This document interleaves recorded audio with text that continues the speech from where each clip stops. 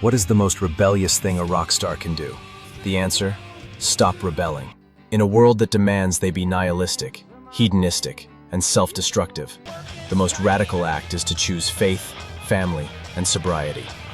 To rebel against the very rebellion that made them famous. This is the true story of 15 metal and rock legends who didn't lose their edge. They found their foundation. They traded the temporary crown of a rock god for something they believed was eternal. This isn't a story of weakness. It's a story of unimaginable strength. This is the ultimate rebellion.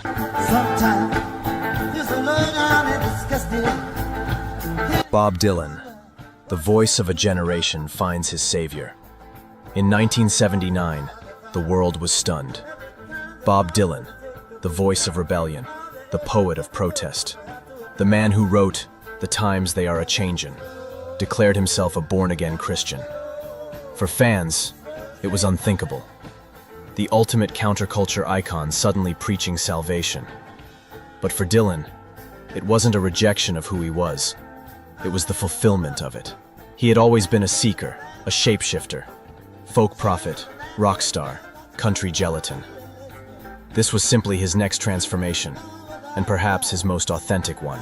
Dylan later said he felt the presence of Jesus in a San Diego hotel room, a moment that completely changed his life. He went all in, releasing 3 gospel albums, Slow Train Coming, Grammy-winning, over 1 million sold, Saved, and Shot of Love. For years, he even refused to play his old hits, focusing only on his new message. Fans were divided, some walked away, but Dylan didn't flinch. He was applying the same lyrical genius that once gave voice to a generation to what he believed was the ultimate subject: salvation. From revolution to redemption, Dylan wasn't trying to silence his past. He was aiming higher. He wasn't just the voice of a generation anymore. He was reaching for eternity.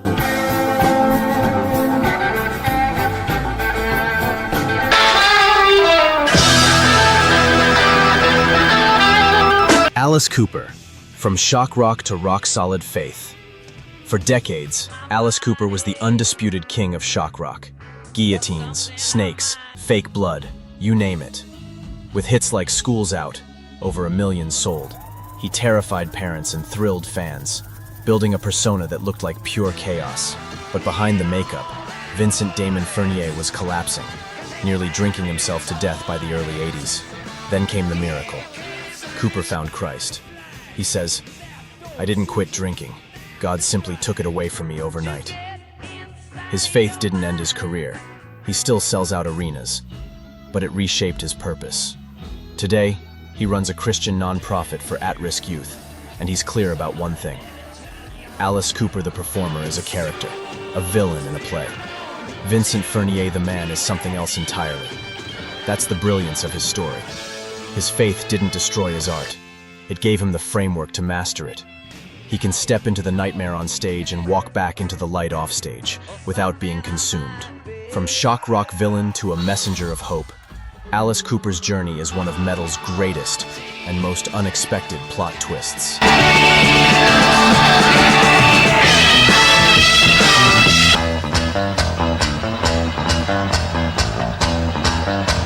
Dave Mustaine, Megadeth, from rage to redemption.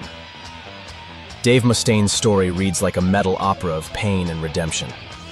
After being kicked out of Metallica, he was consumed by drugs, rage, and bitterness. But he forged that fury into Megadeth, unleashing thrash classics like Peace Sells, Platinum, over 1 million sold, and securing his place as a metal god. Yet even with fame, the rage never truly left. Then came 2002. A freak nerve injury left him unable to play guitar, staring down the end of his career. In that moment of brokenness, Mustaine returned to the Christian faith he had known as a child. He openly rejected the satanic themes that once haunted metal, even refusing to tour with bands like Rotting Christ, and began reshaping his message. Mustaine's faith didn't extinguish his fire, it transformed it. His rage had always been his fuel, but now it had a crucible. Instead of burning him alive, it was refined into something sharper, more purposeful. Later albums like Dystopia, 2016, Grammy-winning, prove he's still one of the heaviest writers on earth. But his anger is now aimed at injustice and hypocrisy, not just personal grudges. From bitterness to purpose, from destruction to redemption, Dave Mustaine shows how even the darkest fire can be reshaped into light.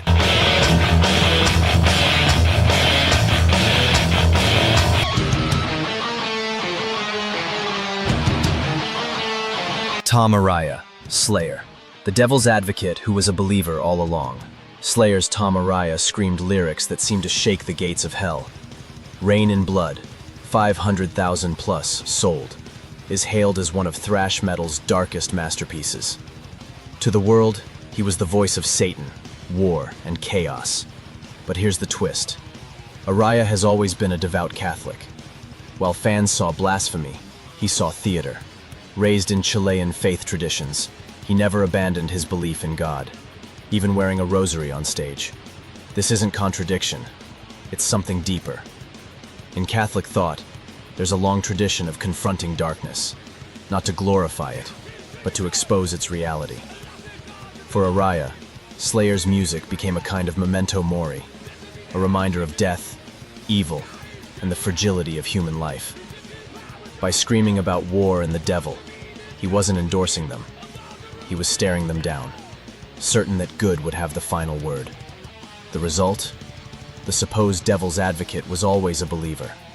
Tom Araya shows us that faith can survive, and even thrive, in the loudest, darkest corners of metal.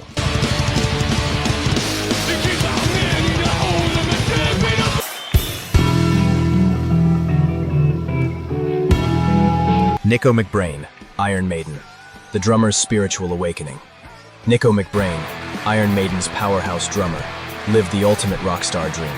Arena tours, fame, and Number of the Beast selling over 14 million copies worldwide. But amid the chaos, something was missing. In 1999, at a small Florida church service with his wife, he felt God's call. Nicko described it as the most life-changing moment of his existence, like being hit by lightning. For decades, his life had been a frenzy of polyrhythms. The chaos of tour buses, the thunder of stadiums, and the offbeat hours of rock star excess. His conversion wasn't a rejection of that world, but a discovery of the root note beneath it all. Faith became his metronome, the steady beat that gave order to life's cacophony. Now a devout Baptist, he leads pre-show prayers and shares his faith openly with fans and fellow musicians. He never abandoned Maiden. He still drives one of the greatest metal bands on earth. But every beat now carries purpose. The discipline, focus, and joy required to master his craft are the same virtues he channels into his faith. Nicko's story proves you can rock the world and still kneel before the cross, playing the song of your life with deeper timing, harmony, and meaning.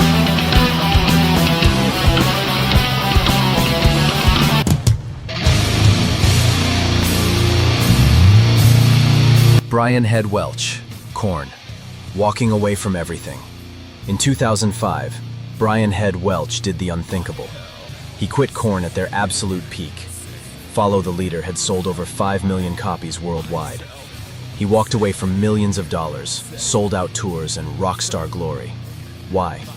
Because meth addiction was slowly killing him. And in the middle of the chaos, he says God's voice broke through. Head didn't just leave the band. He left the entire lifestyle. He dedicated himself to Christ and to raising his young daughter. He released a Christian solo album, Save Me From Myself, and even worked as a missionary, spreading the same message that saved his life. Welch's decision was more than a personal conversion. It was a radical critique of rock stardom itself. He realized that the supposed currency of fame, money, excess, adoration, was bankrupt, costing him his true wealth, his family, and his soul. Walking away wasn't loss. It was the most profitable trade he ever made, exchanging a depreciating asset for an eternal one. When he returned to Korn in 2013, it wasn't a compromise. It was proof that he could re-enter that world on his terms, no longer enslaved by it.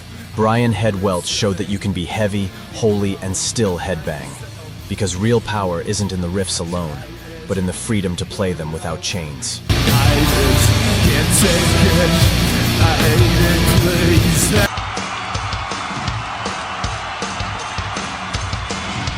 Dee Snider, Twisted Sister. The man of faith who wasn't gonna take it. Sisters, We're Not Gonna Take It, over 1 million sold, was metal's ultimate rebel. But in 1985, during the infamous PMRC hearings, he shocked the world. Not with makeup or mayhem, but with articulate passion about freedom and personal responsibility.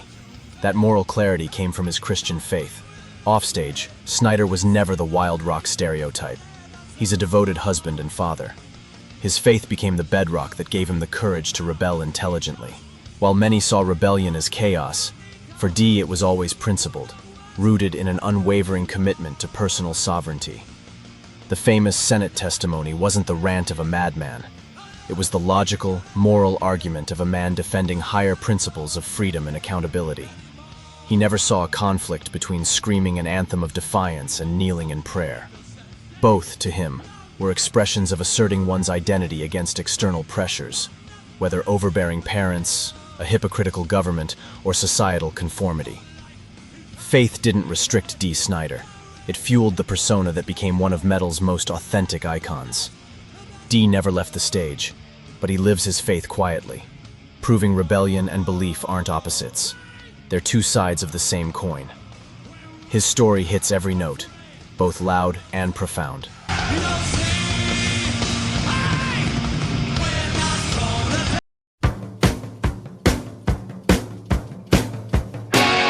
Peter Criss, K.I.S.S., Rising from the Ashes. Peter Criss, Kiss's original drummer, helped build a rock empire with hits like Rock and Roll All Night, selling over 10 million albums worldwide. But behind the makeup and the spotlight, he struggled with addiction and despair that nearly destroyed him. By the 80s, at rock bottom, Criss found faith, and it pulled him back from the edge. Finding Christ gave him strength, a sense of purpose, and a reason to keep moving forward. He later shared his journey in his memoir, Makeup to Breakup, a candid look at falling hard and rising again. Yet there's more to the story. The Catman was never just a stage persona. It was a mask hiding the real Peter Criss, a man wrestling with insecurity and self-doubt. His faith didn't just help him quit drinking. It gave him a foundation for self-worth that fame, applause, or cartoonish personas could never provide. Stripping away the costume, both literal and metaphorical, he finally confronted the man underneath, discovering that he was worthy of love, respect, and purpose. Peter Criss's story shows that sometimes hitting rock bottom isn't the end. It's the beginning of seeing yourself clearly, finding faith, and stepping into your true identity.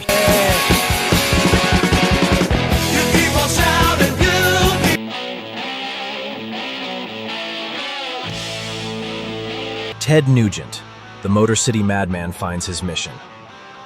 Ted Nugent, the Motor City Madman, was as wild and untamed as rock could get. His hit Cat Scratch Fever sold over 3 million copies and cemented his legend. Loud, raw, and uncompromising, Nugent seemed like the last guy who'd ever bow to anyone. But faith didn't tame him. It redirected that primal force. Nugent's energy has always been extreme, whether shredding on a guitar solo, leading a hunt, or speaking his mind politically. Christianity didn't quiet the beast. It gave his fire structure and a permanent focus. His outspoken beliefs channel the same intensity he once poured solely into music, turning rebellion into a mission. For Nugent, faith became the ultimate amplifier, a way to justify, amplify, and direct his relentless drive. His story isn't about losing the beast. It's about discovering a bigger, more powerful weapon: purpose.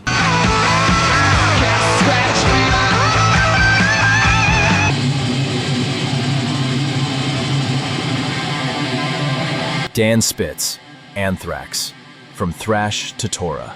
After conquering the thrash metal world with Anthrax, guitarist Dan Spitz made a choice that shocked fans everywhere. In 1995, at the height of his career, he walked away to pursue Messianic Judaism. He didn't just leave music, he left the entire lifestyle behind. Moving to Switzerland, Spitz became a master watchmaker. a craft requiring the same precision and discipline as his riffs on Among the Living, over 1 million sold.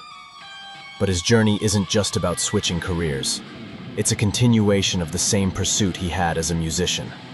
Both a perfect riff and a perfectly calibrated watch demand focus, dedication, and reverence for craft. For Spitz, faith provided the ultimate framework for this pursuit, a divine order and precision that gave meaning to every step. He didn't abandon artistry. He applied it to the most important creation of all, a righteous, purpose-driven life. His transformation from thrash pioneer to devoted man of faith shows how far someone will go to follow their true calling.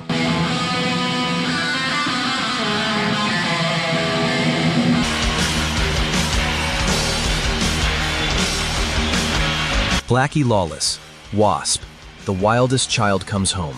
Blackie Lawless, frontman of W.A.S.P, once lived to shock the world. Their name was said to mean, "We are sexual perverts," and songs like Animal, Fuck Like a Beast, made the band infamous. Stage shows dripped with excess, darkness, and rebellion. But in the 90s, Lawless underwent a profound transformation. He became a born-again Christian. He publicly apologized for the provocative nature of his past, even refusing to perform certain songs like Animal that clashed with his faith. Albums such as The Crimson Idol revealed the depth of his spiritual shift. Lawless's journey redefines what it means to shock. True rebellion, he realized, isn't about juvenile profanity or sexual provocation. It's about confronting the soul with uncomfortable spiritual truths. By trading the temporary shock of early W.A.S.P for the enduring impact of faith-infused work, he became more than a frontman. He became a prophet. Blackie Lawless didn't just leave his old ways behind. He rebuilt his legacy, proving that even the wildest of rockers can find their way home and make a lasting, meaningful impact. I'm waiting for you. Move with the sheets.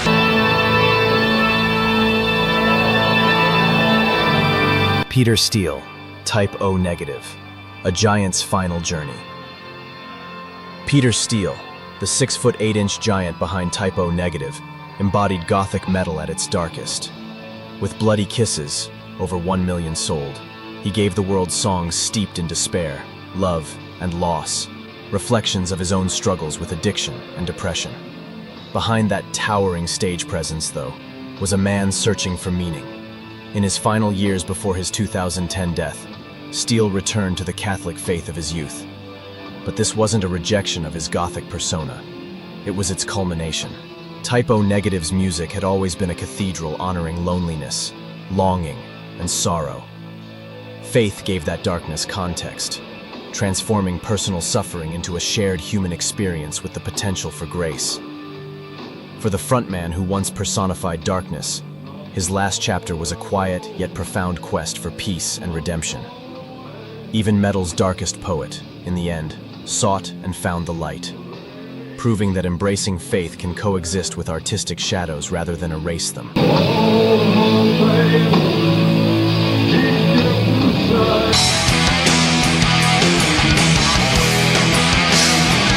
King Dimond, the King of Darkness, acknowledges the light.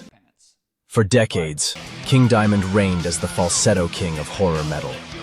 With Merciful Fate and solo albums like Abigail, over 1 million sold, his corpse paint, satanic imagery, and piercing vocals built him a throne in the darkest corners of metal. But in 2010, after a near-fatal heart attack and triple bypass surgery, the king who once ruled hell was suddenly forced to stare death in the face. Since then, King Dimond has openly admitted to believing in a higher power and the spiritual realm. And that changes everything. His music was always an exploration of ghosts, afterlife, and the occult. But now, those themes feel less like theater and more like the reflections of a man who's actually glimpsed what lies beyond the curtain. He may still stalk the stage in corpse paint, but the mask no longer hides just a character. It reveals a seeker. King Dimond's story proves that even the darkest lords of metal cannot avoid the light forever.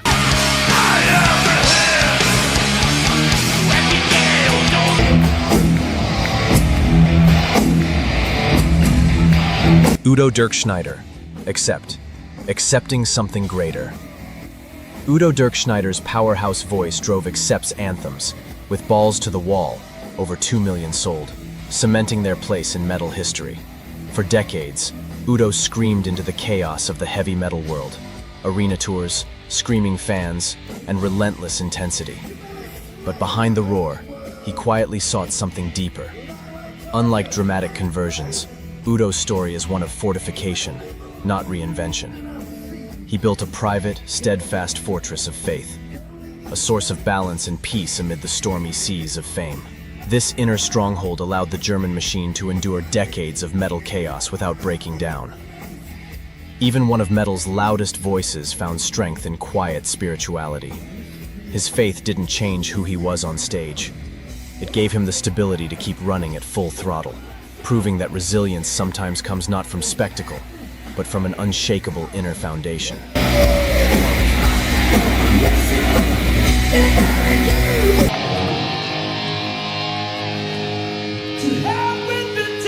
Stryper, the soldiers who never surrendered. Stryper, led by Michael Sweet, didn't stumble into faith. They launched their career with it. Pioneers of Christian metal, they were unapologetic, tossing Bibles into the crowd while ripping through thunderous riffs. Their 1986 album, To Hell with the Devil, went platinum, selling over 2 million copies, and became the defining anthem of Christian metal. Unlike other artists who found God after years of chaos, Stryper stood firmly in the light from day one. Soldiers of faith wrapped in leather and riffs, they proved heavy metal could be holy, loud, and life-changing. But there's another layer to their genius. Stryper understood the visual and cultural language of 1980s metal better than anyone. Spandex, big hair, shredding guitars. They took the exact same aesthetic as Motley Crue and other hair metal icons, but flipped the message entirely. In doing so, they became a theological Trojan horse, smuggling faith into the mainstream metal scene. MTV, record stores, and fans all witnessed the spectacle, and Stryper forced a conversation about belief into spaces that never asked for it. They weren't just a Christian band. They were strategists, artists, and evangelists all at once. Stryper's story proves that metal can be heavy, holy, and clever enough to change the game.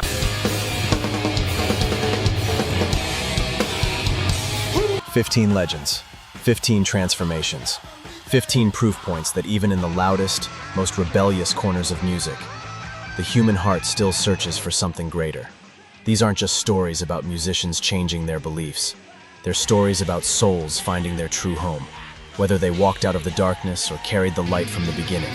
These artists prove that the most powerful chord you can strike isn't on a guitar. It's in the human heart. Which story hit you the hardest? Did any of these transformations surprise you? Drop your thoughts in the comments below.